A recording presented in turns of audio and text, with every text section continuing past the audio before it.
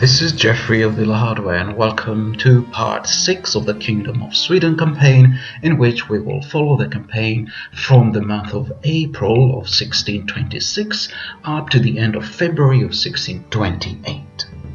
We will start straight away with a battle.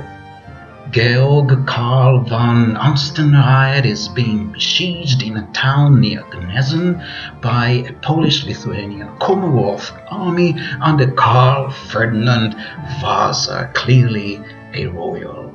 He is being relieved by two other Swedish armies, one under Joachim Kjellstorm and the second one under Captain Gustav.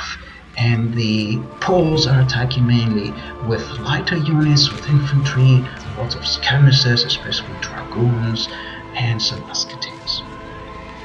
So here is a confusing duel between hussars or Husaria on the left, who are actually here fighting for Sweden, against Polish skirmishers, arquebusiers on the right.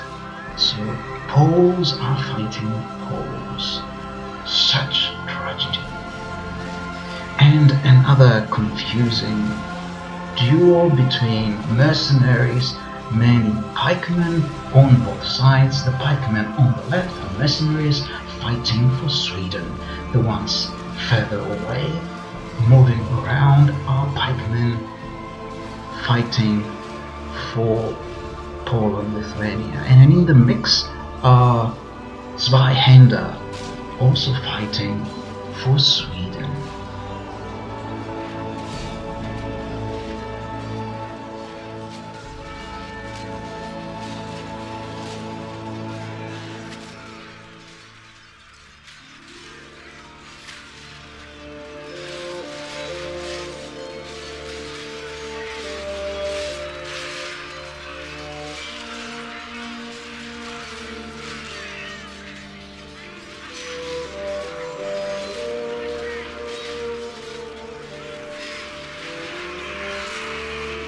The Hussars have been defeated, the Polish arquebusiers have disengaged, and here they have attacked a lighter Polish unit in the rear.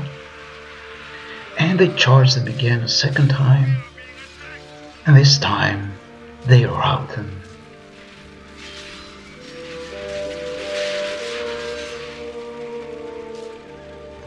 Next, the Hussars attack a unit of mercenary pikemen fighting for Poland, Lithuania. They charge them in the rear and they break them. And here is the difference between the human player and the AI. You saw earlier how the AI was using its units in isolation, and that is its doing. Here, some isolated pikemen fighting for the AI are routed. Another isolated unit of Zweihänder fighting for the AI are hit in the rear, and they will also be routed. Yet another isolated unit of Polish Zweihänder are being charged in the rear here by arquebusiers. They are also routed.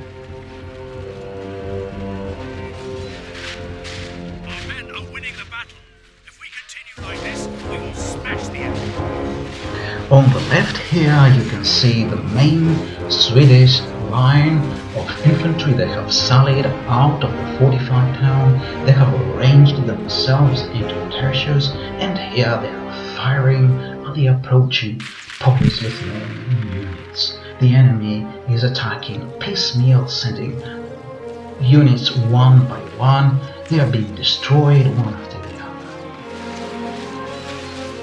And as they are being destroyed and are routed, our cavalry charges them down, collecting prisoners.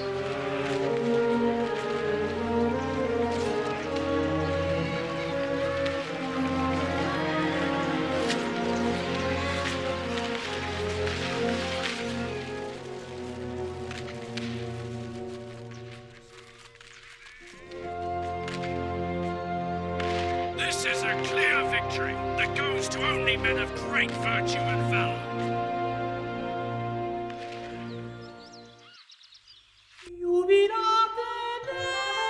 A glorious victory in which the winged hussars killed 259 men, taking another 153 prisoners. We will see another 4 battles in this part of the campaign. That was the first one. A good number of prisoners were taken.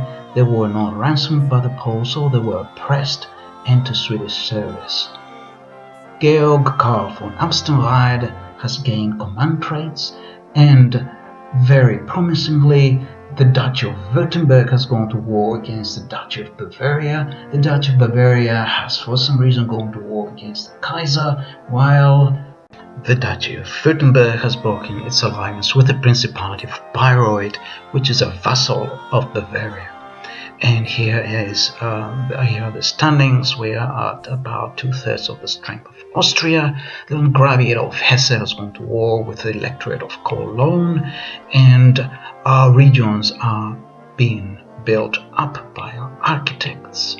There is a spur of architectural activity.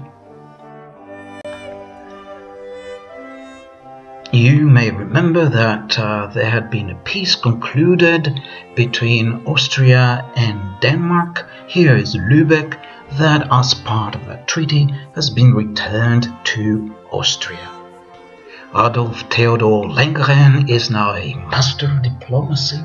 And here are the Austrians. They're pushing hard on Braunschweig. They are about to attack Eisleben, while Baden is losing its grip on the south of Germany. Biberach, Burgau, and Memmingen have all 3 rebelled against Baden. Our armories are busy producing cannon to supply our armies. We are still at 2/3 of the strength of the Imperial Archduchy of Austria. Here is the comparison between Austria and Sweden. They are now the 2 largest factions in the campaign.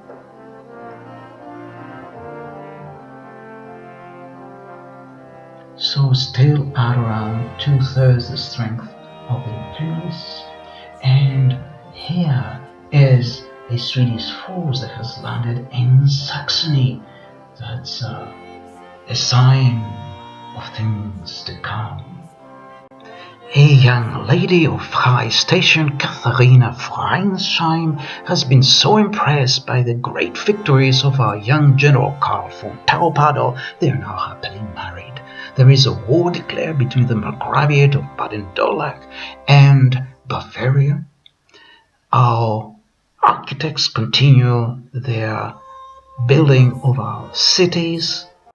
And as soon as winter arrives and a lull in fighting, our Scottish Colonel John Marquis is married now to a German lady, Maria Eleonora Gisebrecht. And here is an interesting event introduced by Monti, a description of Baroque painting that developed at around this time.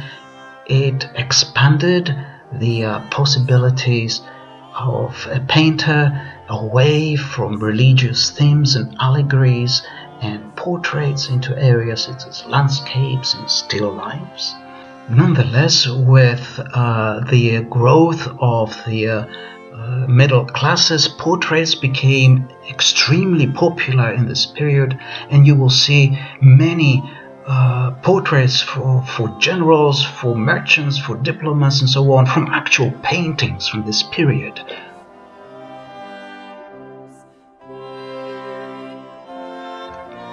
As the dominions of the Kingdom of Sweden are expanding, so does trade, so do merchants, so do the opportunities for our architects to expand their business. And as business and trade are expanding, so does slowly expand our strength, the strength of the Kingdom of Sweden. In the south of Germany, the Margraviate of Baden-Durlach has recovered Biberach, Burgau, and Memmingen that had rebelled earlier on. There was little military activity in the winter except minor rebellions such as this one, which was crushed easily with the death of a single cavalryman who fell off his horse while taking prisoners. And here is yet another sign of things to come. The Protestant Union has gone to war with the Kaiser. Construction continues, despite it being winter, and the strength of the Kingdom of Sweden continues to grow. And all of a sudden comes one of the most important events of this mode: the reforms of Gustavus Adolphus and Maurice of Nassau. Maurice of Nassau was the leader of the Netherlands. He had already introduced very far-reaching reforms in the Dutch army earlier, even before the war started. He introduced the so-called Dutch formation. He introduced firing by rank and increased the numbers of musketeers. These reforms were furthered by Gustav Adolf. He increased even further the proportion of musketeers to pikemen. He introduced volley fire, light field artillery, and so on. And from now on, things will change. The old types of units that were available in the various provinces, the main units that garrisoned the cities and got free upkeep, will no longer be available for hiring. But now new units will appear, musketeers that have a lower defense because they had less armor, but took defense behind walls and hedges and inside trenches. And these are now the main force that will dominate the battlefields of Europe. And among them, there will be some of the best musketeers known from this period. There will also be new types of pikemen and new types of grenadiers, and they were known for using grenades that were actually at the time called fireworks. We will see a lot of those fireworks in battles to come. And the building up continues. In the conquered cities, there are fairgrounds and weekly markets and all kinds of buildings and Baroque literature. No more just theological books and the like, but now we find poetry, we find novels, we find tragedies and theatrical plays and so on, written very often in the German language.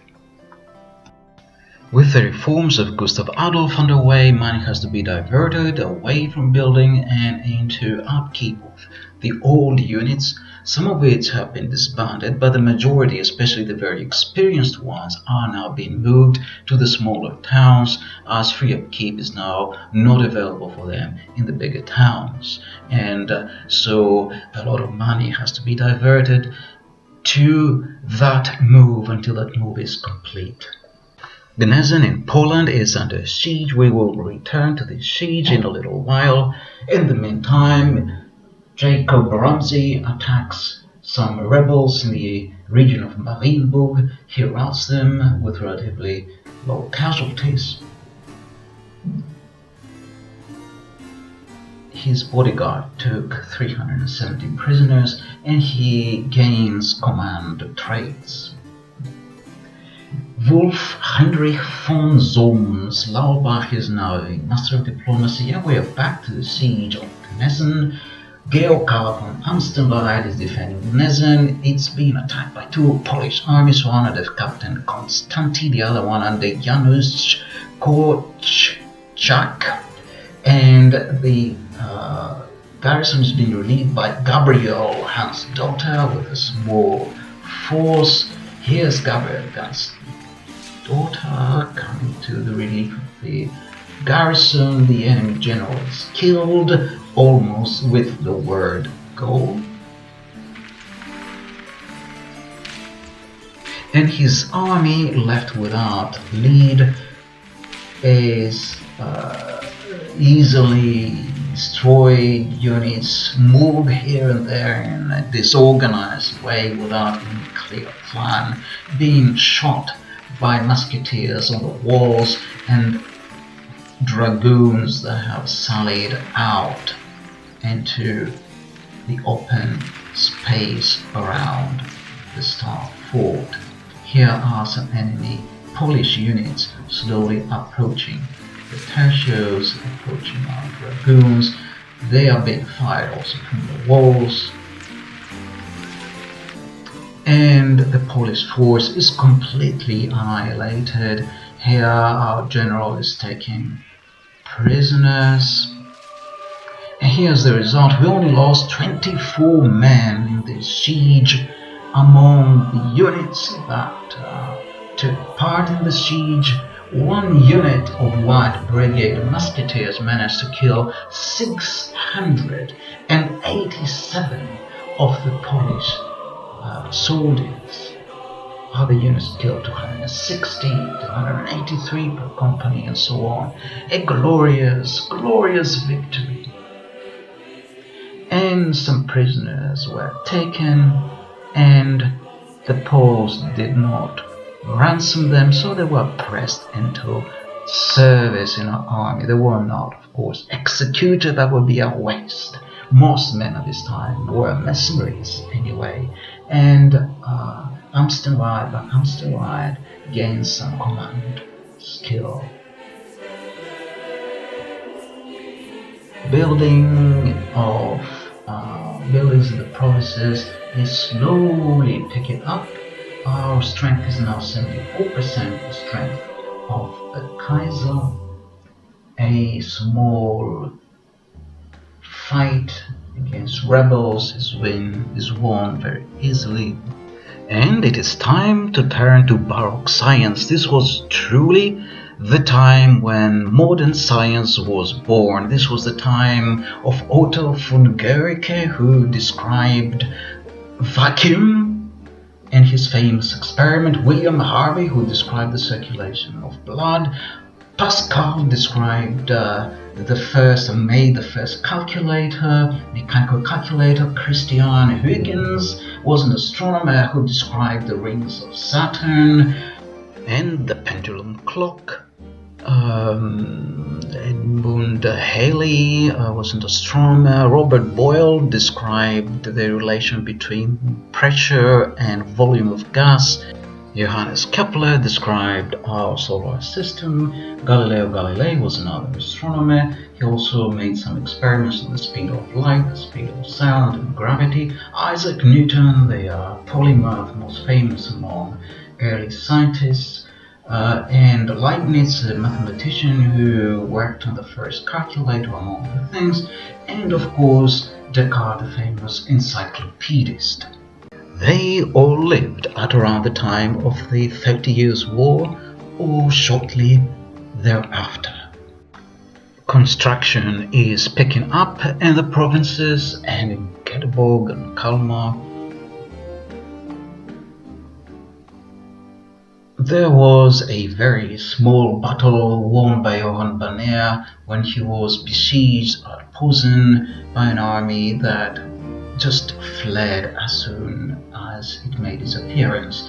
And another very important event, the Duchy of Brunswick being so hard pressed by the Austrians, they seek to subsidize an army to help the Swedes come to their aid, and for that purpose they donated no less than 4,260 florins to the Swedish treasury. One of the most important sieges of the war took place at this time, the siege of Stralsund. Stralsund was defended by many Scottish units, including Mackey's regiment, in which Robert Monroe at the time was serving as a captain. He was under the overall command of a Scottish general named Hamilton, and he was besieged by Albrecht Wallenstein. The Scots defended Stralsund valiantly, and eventually Wallenstein gave up in despair and walked away. Thanks partly to the war subsidies, the Protestants being continually built up, once again, especially Posen, newly captured a city in Poland, and the strength of the Kingdom of Sweden grows. And finally, another very important event, the Protestant Union, having gone to war against the Kaiser, agrees to give Dessau, a city in Saxony, to the Kingdom of Sweden. So now the Kingdom of Sweden has a base in Saxony, knocking at the door of the Kaiser. And the Kaiser responds by sending his general Claude von Zinzendorf to lay siege upon Rostock. Here is Zinzendorf's army, not a very large army. Zinzendorf thinks twice of it and decides to retreat as soon as the battle starts. He loses just 3 men as he leaves the area before the city. One of the tragicomical events of the 30 Years' War was the main voyage of a massive ship built in Sweden that was named Vasa, the name of the royal family. It was supposed to become the flagship of the Swedish Navy, but sadly it was so laden with heavy weaponry it capsized as soon as it left its harbour, having sailed less than a nautical mile. The attack of the Austrian general Claude von Zinzendorf on Rostock has sparked now a war between the Kaiser and the Kingdom of Sweden. The treasury of the Kingdom of Sweden is doing well after those subsidies. Relations with the Union of Utrecht are now outstanding. Here's Rostock and the Austrian general still in that area.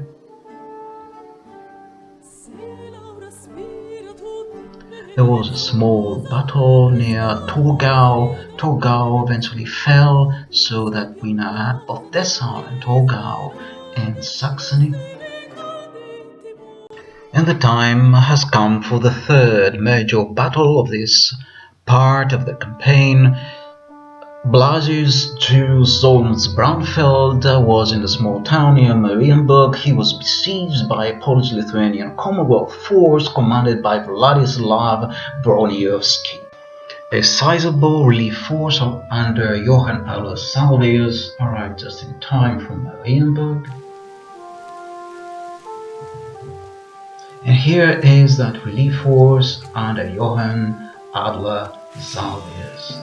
It is slowly approaching the town that is being besieged by Władysław Broniewski and his Polish-Lithuanian army. It was a rainy day. You don't need a good day to have a good battle. And so the Swedish army slowly marches to the field of battle.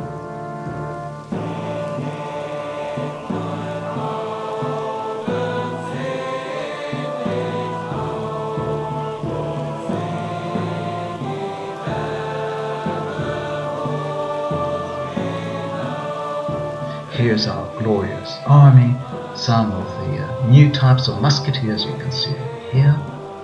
They are hurrying up to get to the front and deploy ahead of the pikemen. There is cavalry that's kept in the rear. These are new types of arquebusiers.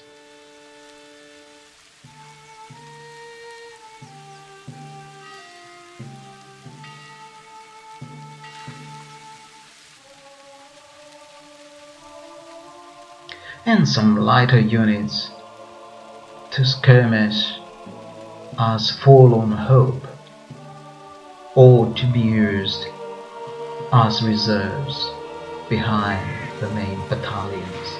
And that was a very difficult battle to fight, with units moving this way and that. In fact, as soon as Johann Adler's Salvius appeared in the rear, they started running this way and that, attacking randomly in every direction. It was a difficult battle to micromanage.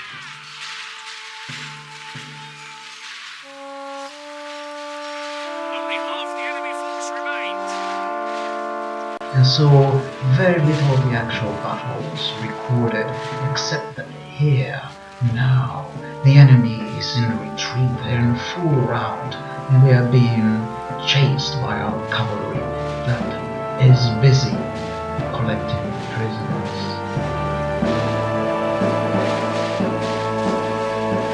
And the Poles are on the run. Of course, they're not real Poles, they're just AI Poles.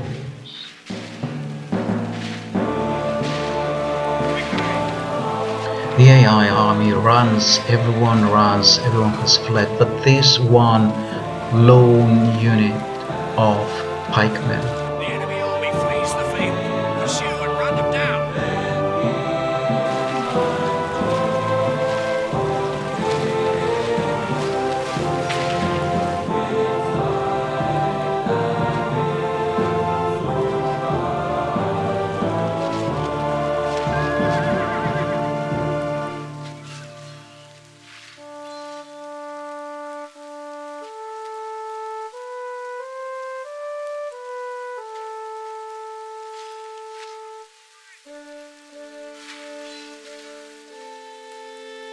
This is a clear victory that goes to only men of great virtue and valor.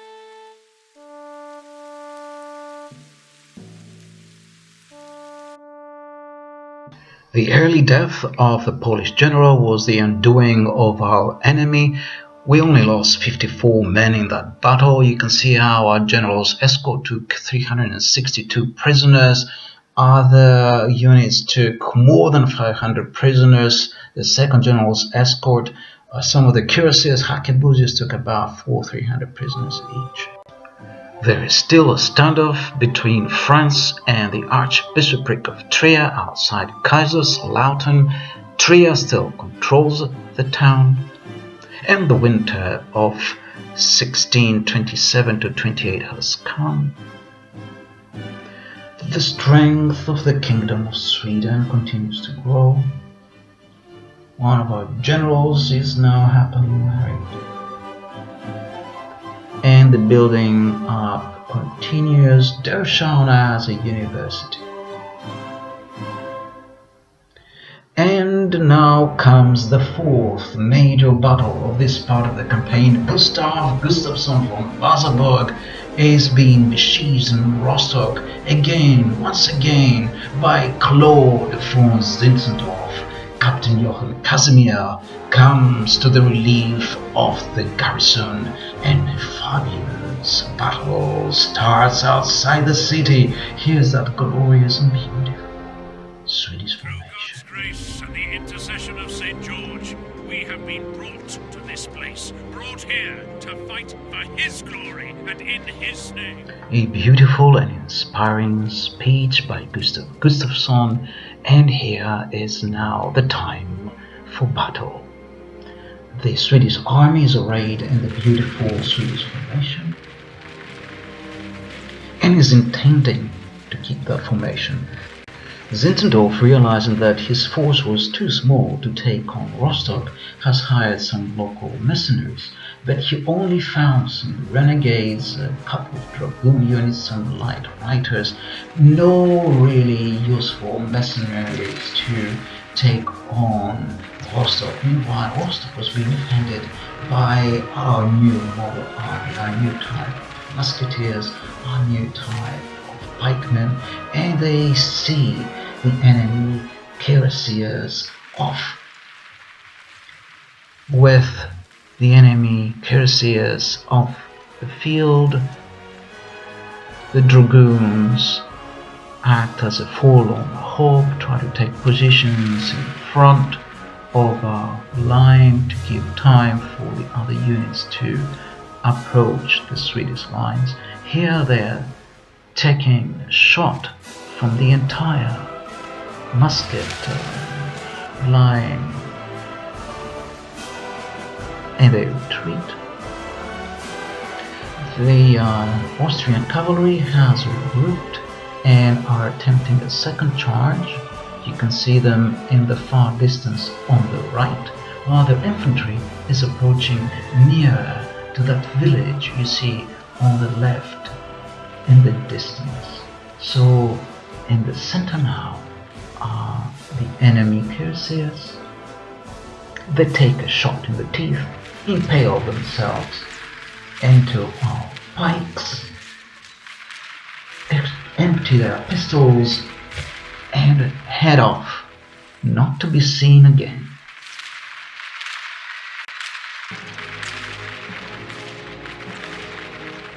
The battle is very much in our favor. If we remain true and steadfast, victory will be ours. And here's our main line, with the enemy melee units approaching. Our pikemen start moving forward, and the first clashes ensue. Here are some of our light units that are chasing off the enemy's right-hander. They look fierce. And some of our reinforcements have arrived. Also light units of various renegades and turncoats and peasantry and so on. Here you see them on the left, taking the enemy pikemen.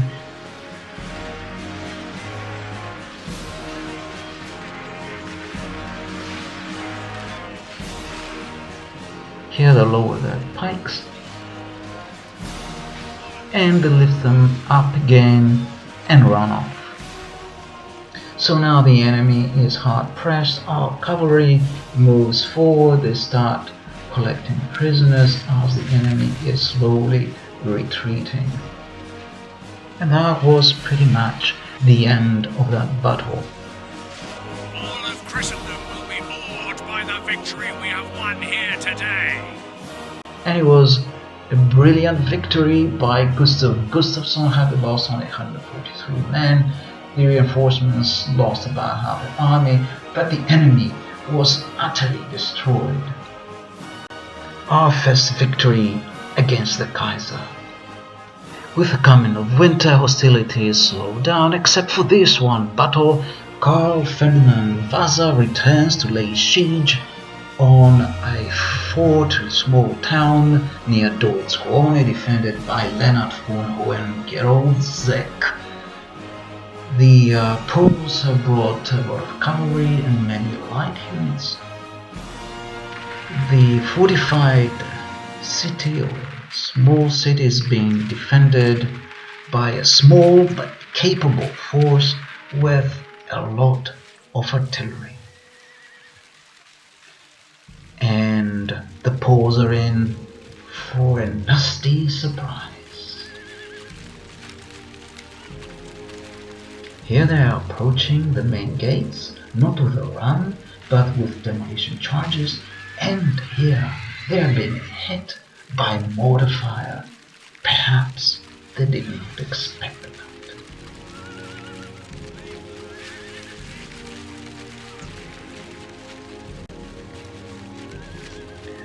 Our enemy is going up the walls using ladders.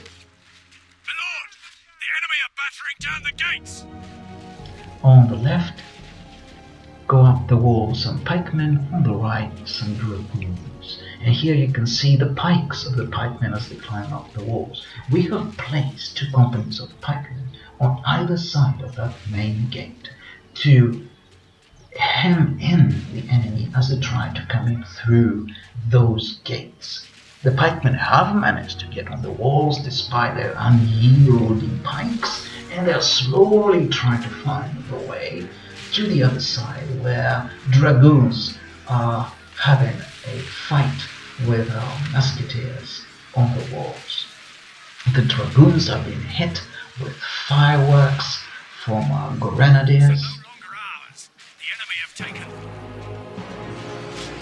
And here come the enemy pikemen to try to help their dragoons in their fight. They are being pummeled with fireworks. But the secret weapon has not been thrown into the battle. Bless their eyes. The enemy's ram is through our gates. Here it is. The enemy general has no honor. He flees the field of battle, abandons his. Most of the police cavalry has perished at the points of our pikes. Our men are holding the wall, supported by our grenadiers. Our artillery is destroying the enemy as they are trying to move in through the main gates.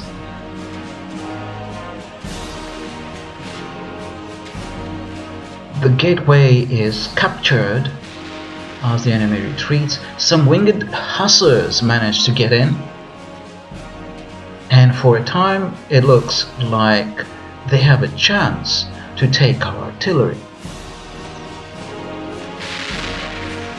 But our cannons fire back as our general charges them. They break and retreat.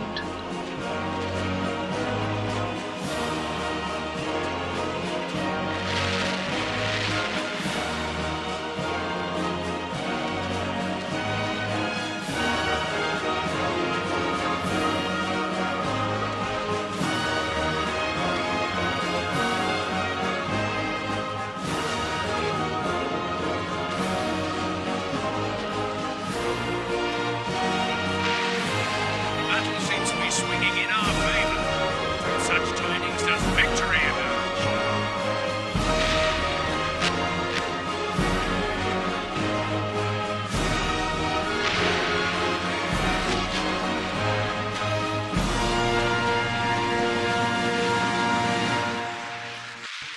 Finally, the firefight on the wall ends. Our musketeers are victorious. The enemy is routed.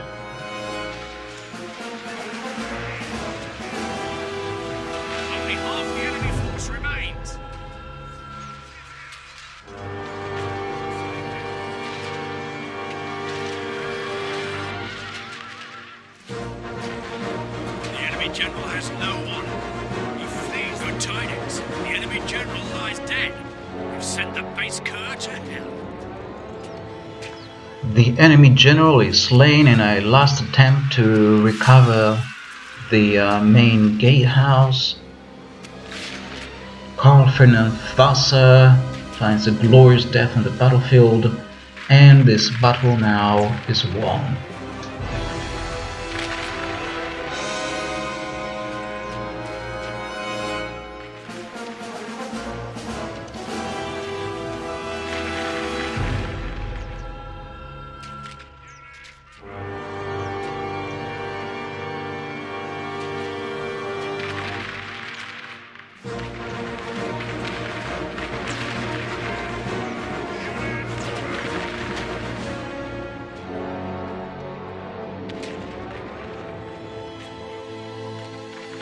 The enemy army flees the field. Pursue and run them down.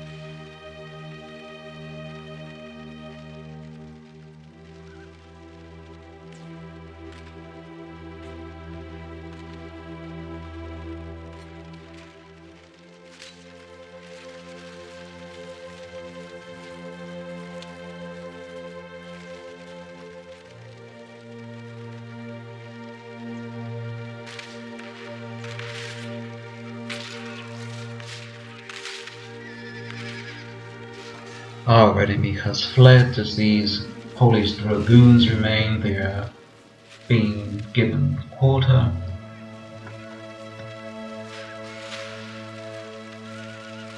By the grace of God, our foe is utterly vanquished. Another glorious victory for the Swedish arms.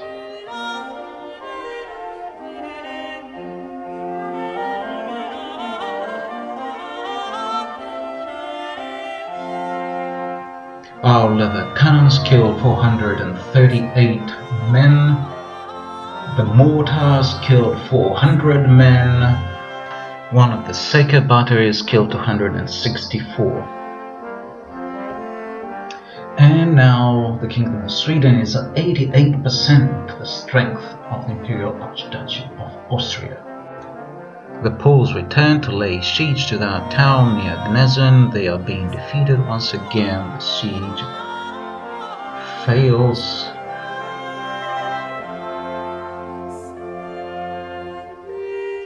The Polish-Lithuanian Commonwealth Army is routed with a loss of only 137 men of the garrison. Plenty of prisoners are collected, especially by Kaiser, as 566 are taken prisoner. They are offered for ransom, but in the end they are pressed into our army. Let us now return to Saxony. Here is Dessau and Torgau. They are being held by the Swedish army. And you may notice that among the imperialist armies that are encroaching on our dominions, on the left, one army is led by none less than Albrecht Wallenstein himself. He appears to have some excellent cavalry in his disposal, and here are his stats, what we can glean from them: an excellent general, and we will perhaps see more of him in the months and years to come. Thank you for watching this part 6 of the Kingdom of Sweden campaign. Have a nice Christmas, a Happy New Year, and I'll see you with more battles of this campaign in the new